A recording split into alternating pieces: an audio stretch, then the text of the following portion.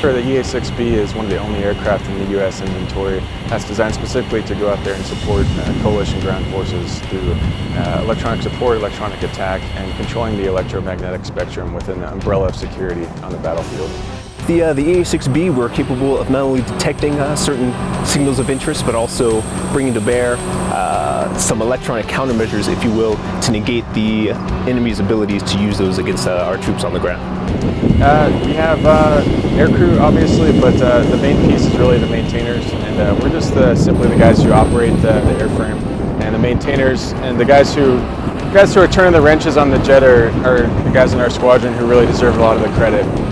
We see them every day. They're the guys that if we bring back a broken jet, which hopefully we don't, they come back and they make sure they work their tails off and turn the jet around to make sure it's ready to go the next day for us so we can get out there and help the coalition forces.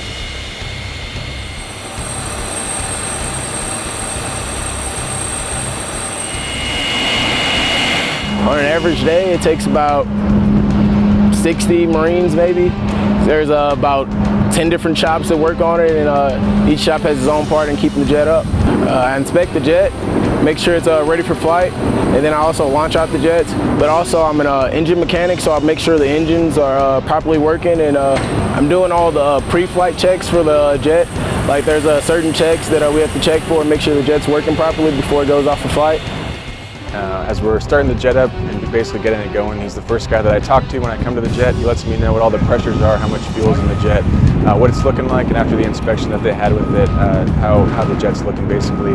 And when we're talking to him, just letting him know through hand signals that we're starting up the jet, getting it going, and getting the systems online and getting ready to go to take off.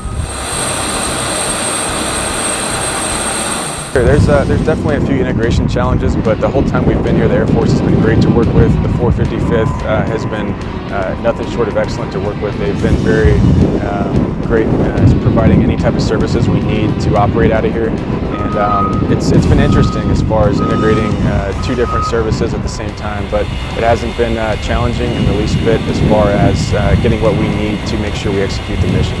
Well, certainly there are always difficulties with just general communication, speaking the language that we speak as Marines and trying to make sure that translates well to the Air Force and the Army and our other players. But for the most part, what we found is that the Air Force have been generous hosts.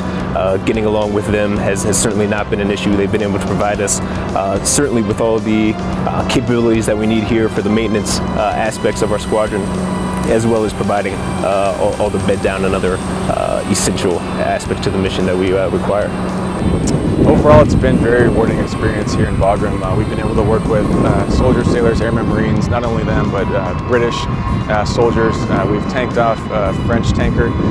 We worked with Italians down there on the ground. So it's really awesome to see the integration piece and working with all different forces basically to work together and towards one mission and getting the job done together. Well, certainly I've got to say that we get an immense sense of pride for supporting our brothers in the Marine Corps whenever we're airborne over their specific unit. But every member of the aircrew, every member of the squadron is dedicated to doing the utmost that we can to keep those troops safe.